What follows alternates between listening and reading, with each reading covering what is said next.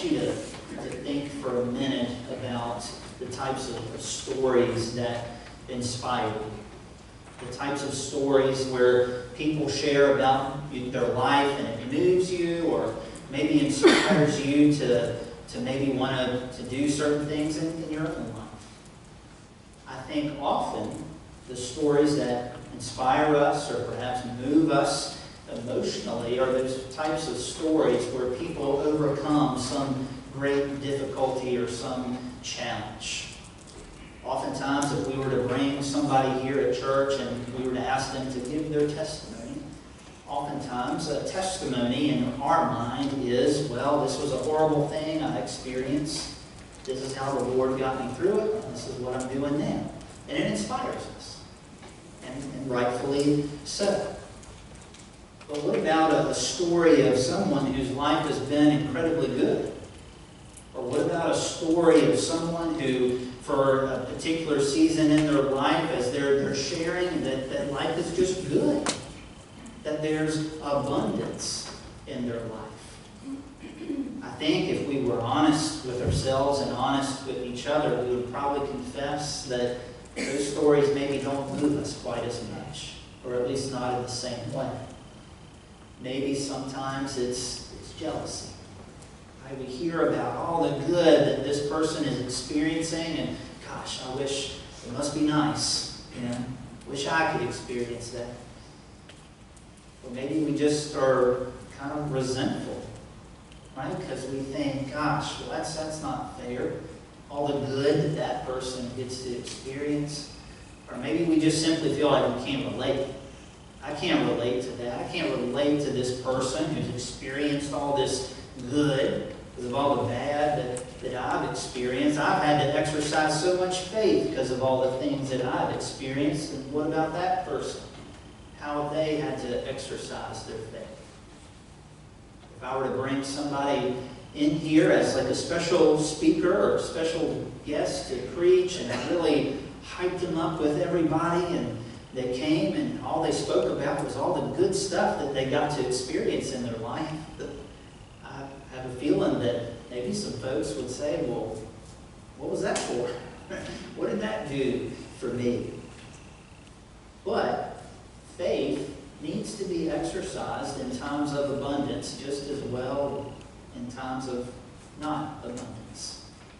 We need faith just as well when things are going good in our lives as we do when things are going not so good or not so well. It's the same faith that we're exercising. Faith does not stop when things are going well. We don't put our faith up on a shelf. When we're going through crisis, sometimes we're hyper-focused on, Lord, I need you, and I'm praying to you, and I'm focusing on you, and how you're going to get me through this. But we don't want to get through that time and say, man, don't need the Lord now. I can move on. Right? We still need to exercise that same faith.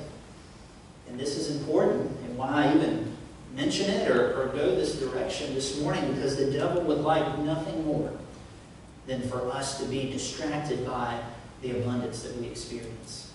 The devil would like nothing more than for us to be so focused, so consumed with the abundance in our life that we forget about the Lord.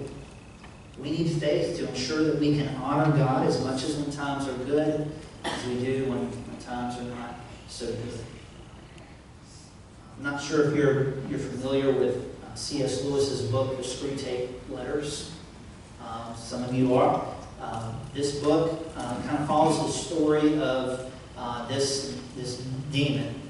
Right? His name is Screwtape, and he has a nephew demon, and he's writing to him and advising him on how he can tempt this man away from the Lord. And in one of those letters, in letter 9, Uncle Screwtape is writing to his nephew Wormwood, advising him on how to distract this person with the pleasures of life. And Screwtape says to his nephew, he says, the enemy, right, the Lord, he says the enemy has created pleasures. He said, we have tried, and we can't create pleasures, but we can influence people to misuse them. And so he says to his nephew, he says, all we can do is encourage the humans to take the pleasures which our enemy has produced, the Lord, at times or in ways or in degrees which he has forbidden.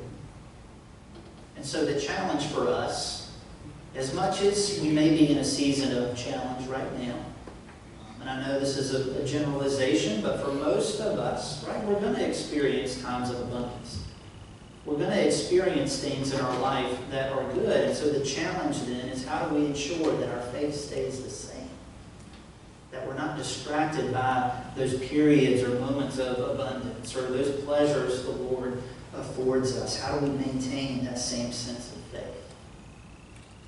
And if we do come across someone who maybe they've had a particularly good life, how powerful is it when someone has the world at their fingertips, yet they still have this sense that Jesus is better? Someone who they've seen it all, they've done it all, they've experienced it all, they have had abundance in their life, and yet they still have that sense that Jesus is better. I've met those people in my life. It's inspiring, right? To know that there are people out there, they could have it all. They do have it all, maybe. And yet for them, Jesus is better. For them, they know faith even in abundance. And that's certainly the gospel. That there is no pleasure.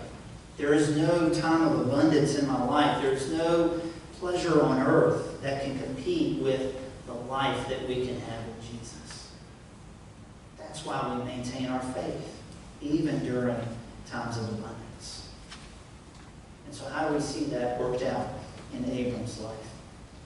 Number one, I think if we were to maintain our faith during abundance, then we simply continue in worship.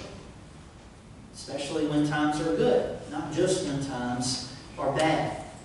Sometimes when times are bad in our life, maybe we are particularly focused on our worship, whether privately on our own or even in church. We say, I'm going to worship through this struggle, through this storm in my life. But then when that storm passes, it is still important to continue in worship to the Lord.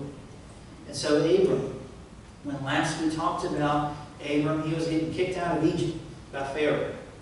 Pharaoh had finally had enough of plagues, finally had enough of not knowing if his wives belonged to some other man. And so he tells Abram, get out, right? Take your stuff and go. And so Abram leaves Egypt with all he has, and now he is journeying back from Egypt. We're told that he journeys up to the Negev, and we talked about this a little bit Wednesday night, that Negev just simply means the south country. It means south. And so this is in relationship to Israel and Judah. It's south of Judah. And so he's journeying up through the southern country, back up to where he was before. In chapter 13, verse 2, we're told of the abundance that Abram is now experiencing. Right? He's become rich. He has this immense wealth that he has acquired. In spite of his failures, in spite of his fear and doubt in Egypt, right, his time in Egypt turned out to be pretty lucrative for him. He has it all. Right? He has the world at his fingertips. Right? Much like for us, maybe in our day and time, we could say, well, I've got multiple homes now. I have money. I have resources. Right? There's nothing that I can't do, nothing that I can't have for myself. And so Abram is at the top.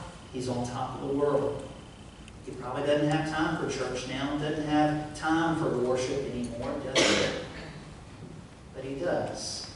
Notice what Abram does as he has traveled back up from Egypt. He continues on through these regions, through the Negev and Ai, to Bethel, to the place where he had formerly been, where he had formerly pitched his tent. We're told that he goes to where his altar had been in verse 4. He goes to where his altar had been, and there he calls on the name of the Lord. Even in the midst of his abundance, even in the midst of the silver, the gold, the livestock, right? right? It doesn't keep him from seeking the Lord out in worship and calling on the name of the Lord. Though the crisis of famine and fearing for his life was over, Abram still sought the Lord in worship. It didn't deter him from seeking the Lord. Sometimes in my life, I have a tendency to be very kind of task-oriented. Right? Or moving from one problem to another. Like, okay, what's the problem? Find the solution, work the solution. Good. What's the next problem? Find the problem, work the solution, then on to the next. That's not necessarily a bad thing, but in my life and certainly in my relationships within my family, I can become so hyper-focused on the task of just getting through the problems that I forget, right, to relish, to enjoy the good times that we have together, the abundance that we get to experience, to stop and smell the roses, as it were. If I'm so hyper-focused on only living in the problems, only focusing on getting through the problems, I'm missing out on a whole half of my family's existence, and that's just celebrating together. If my focus in my life with the Lord is only on just surviving the hard times, which is important, to seek the Lord in faith, to trust Him in difficult times, it's important. There's nothing wrong with that. But there's also abundance that He allows me to experience. There's also good things in my life that He blesses me with. I ought not forget those things. I ought not to forget to allow those things to drive my worship. And to not only focus on the crises that I feel like I need to take care of. A season of abundance is not the time to relax our worship and say, "Ooh, man, I can take a break from church, man. I can take a break from reading my Bible, from praying, because life's good finally." That's not how it works.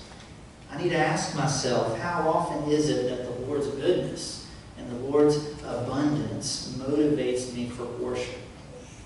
How often do I look at the good things in my life, the good seasons in my life, and say, "Lord, thank you. I'm going to worship all the more this week because of this good thing that you have worked in my life." John chapter 9 illustrates this. Jesus, He heals a man born blind. We're told that this is done as a sign of Jesus' greatness. But it's after the fact that I think is relevant to what we're talking about this morning. The man has been blind from birth. Jesus miraculously heals him.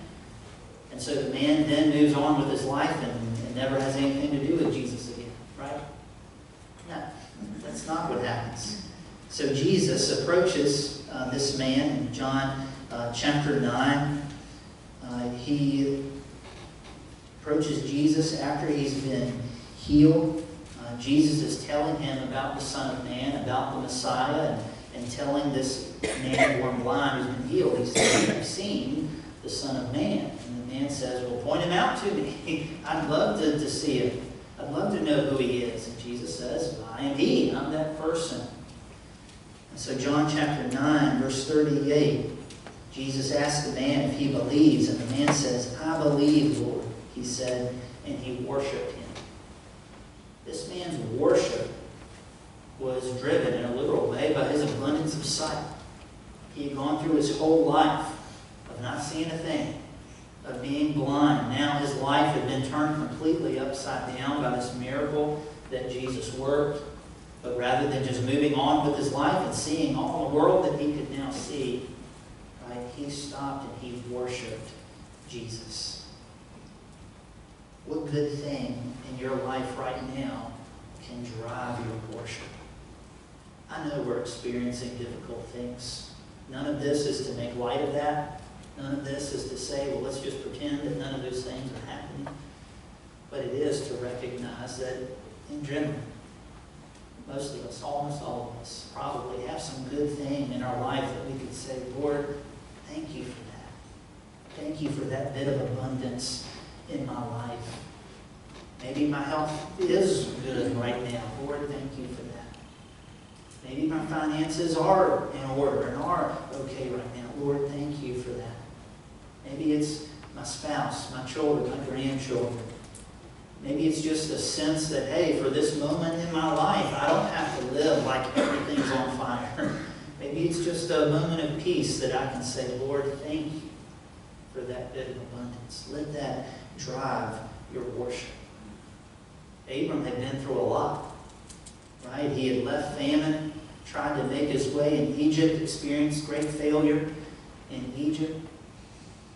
Abram could have said, man, I've earned this, right? I've earned just being able to sit back, relax, not worry about, going to church anymore, worshiping anymore. But that wasn't what Abram did. Abram let the abundance that he experienced drive his worship. But it didn't make him proud. Abram also continued in humility. So we continue in humility. Verse 5, we're told a little bit more about Lot. So we see some of this through the perspective of Lot. Lot, Abram's nephew, also has experienced a lot of abundance. He has his own herds, his own flocks, and they've begun to multiply. But now there's a bit of tension in Abram's life and Lot's life. Their flocks are both growing. This leads to division and quarreling amongst the herdsmen. This is not a good thing. Abram mentions that they're relatives, so there ought not to be this tension between each other. This is compounded by the fact that the land is not completely theirs. It doesn't completely belong to Abram because we're told that they're moving around, pasturing their animals in this land, but kind of having to live around the Canaanites and the Perizzites. And so Abram, we're told, he advises Lot. In verse 8, he says, we shouldn't be quarreling, we shouldn't be fighting like this. He says, let's separate. But notice Abram's attitude towards the separation. As the leader of the family, right? Abram's the patriarch. He has the first right of refusal over everything.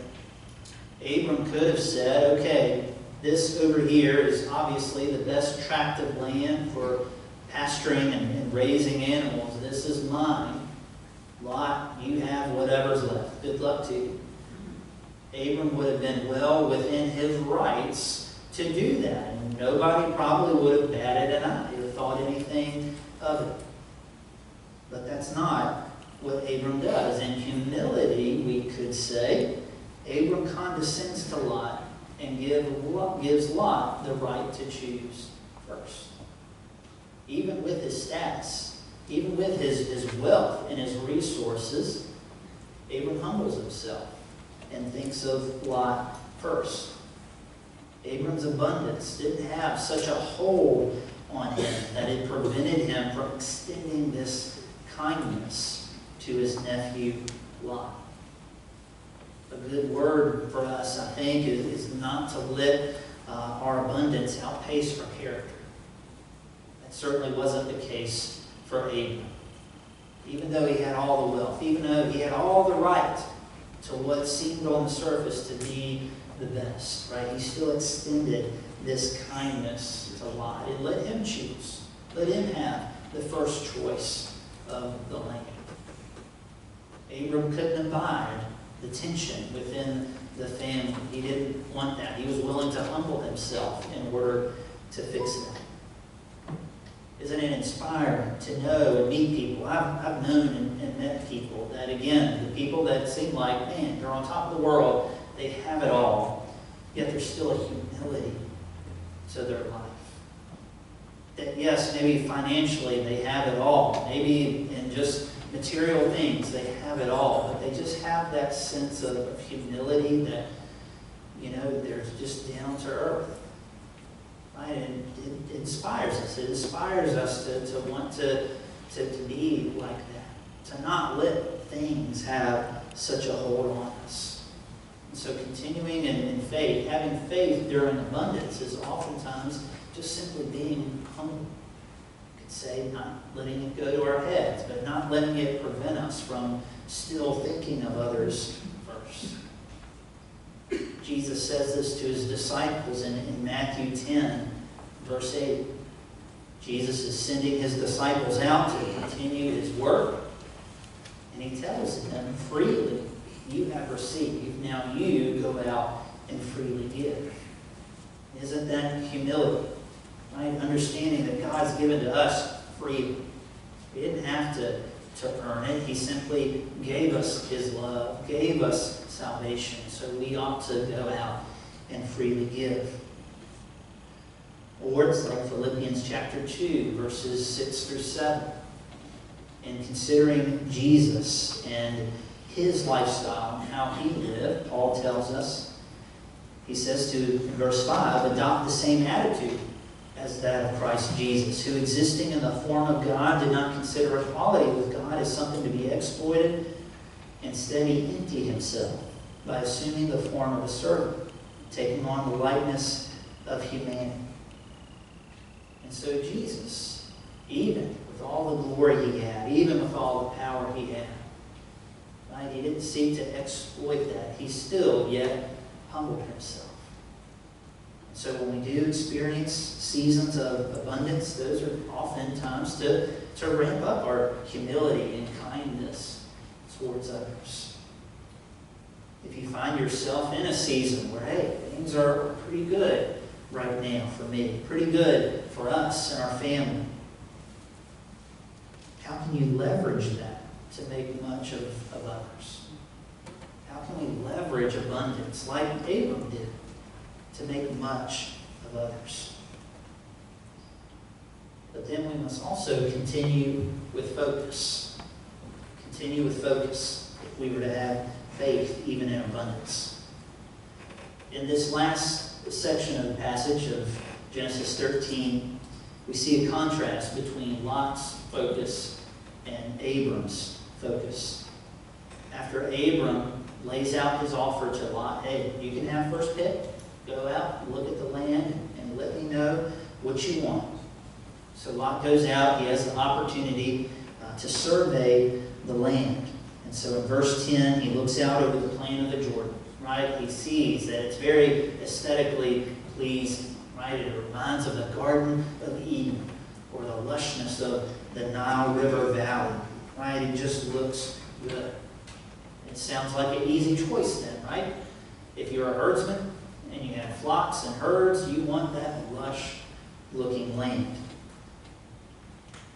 But I want us to notice two things about Lot's decision, Lot's actions that serve as a reminder for us about why we need to focus on the Lord. The first is the character of the land that Lot chose. Yes, the land that Lot chose, it was lush, it was green, it reminded him of the Garden of Eden. It was great. But it also included the cities of Sodom and Gomorrah. And even with a basic understanding and knowledge of the Bible, most of us know about Sodom and Gomorrah. These were bad places. So much so that we're even told that God eventually had to destroy them. And so these are the places that Lot chose. He would even set up his tent near Sodom. It wasn't enough that the land he chose had those cities in it. He even pitched his tent right next door. And we see in later chapters of Genesis that this would become a recurring theme in Lot's life of just edging closer and closer and closer to where he ought not be. So we're given this foreshadowing of the destruction of Sodom and Gomorrah. We're told that the men of these places were exceedingly evil. But man, it looked good. Right? It sure did look like a good place to be, a good place for your flocks and your herds. Right? It takes focus. Right? Focusing on the Lord to remember, even in abundance, that hey, sometimes things look good, but our focus still needs to be on the Lord. And second, another more subtle indication that perhaps Lot didn't choose wisely is the direction that he continues to move. In verse 11 of chapter 13, it says, So Lot chose the entire plain of the Jordan for himself. Then Lot journeyed eastward, and they separated from each other. And so if we think back over all these previous chapters of Genesis, you notice that often as people perhaps choose disobedience from the Lord, or as people move away from the Lord, they're described as moving east. And so Adam and Eve, they have to make their life now outside of the Garden of Eden. They go east. Cain, their son, as he continues to move further and further away from the Lord, he goes further east still. The people building the Tower of Babel, they lived in a land in the east. So I don't think it's an accident that Lot continues this eastward trajectory. I think we're meant to understand that as moving away from the Lord. So Lot continues this eastward movement in disobedience, perhaps even to the Lord. But now let's look at Abram. After Lot separates from Abram, the Lord reappears to Abram. In verse 14, the Lord tells Abram, look from the place where you are. Look north, south, east, and west. The Lord encourages Abraham, look around at all of this. Take a look around at all that I'm promising you. Now remember, what Abram is looking at aesthetically is the poorer land. Lot chose what was looking lush and green, pretty to look at, and Abram is looking around at probably what is not so much. Some scholars and commentaries say that it was probably the more kind of rocky and hilly places that certainly still had pasture land, but aesthetically probably not as pleasing. Yet this is what Abram was called to focus on. It didn't matter so much what it looked like on the outside. What matters is that Abram was being asked to focus on the Lord's promise. Focus on what the Lord was promising him. The Lord reaffirms his promise to Abram to give the land to him, to give him plenty of offspring. He reaffirms all these promises. We do well to keep the promises of the Lord in sight, to keep our focus on them, to reaffirm for ourselves all that the Lord has promised us. Abundance can sometimes be a distraction. Not that it's a bad thing, but we ought to keep our focus on the Lord. To reference C.S. Lewis's Screwtape Letters again, letter 12, Screwtape, writing to his nephew, he says, indeed, the safest road to hell is the gradual one, the gentle slope, soft underfoot, without sudden turnings, without milestones, without signposts. He goes on to say that in reference to just abundance and the good things of life, he says the road to hell is not some dramatic turn of events. It's oftentimes the distraction. Being distracted with the pleasures of life, those pleasures that are distorted. And so our focus ought to stay on the Lord. Like Hebrews chapter 12, verse 2 says, fix your eyes on Jesus, right? The author and perfecter of our faith. Fix our eyes on him. Continue to focus on him just as much when things are going well as when things are not going so well. No good thing, though it be good, is going to overshadow what I have in Jesus, no matter how good it is. We often plan or at least long for abundance, right? We think of times in our life when we have more money, more time, better health, more this, more that. But do we plan for fixing our eyes on Jesus? Do we plan for keeping our focus on him, just as much as when times are going well as when they're not going so well? There's nothing wrong with abundance. Abundance is not an evil. Jesus said he came to give life abundantly. But a season of abundance is also not a time to slack off on our relationship with the Lord. What kind of gospel would it be if Jesus could be overshadowed by what we could experience in life? He's better. That's what drives our faith during abundance. Jesus is better. no matter what the good thing is or what the good season is, Jesus is better. So the question is, will we abandon Jesus when times get good? Will we say, whew, man, thank goodness. Yeah, can finally slack off on Sunday school and church, reading my Bible, because things are better now.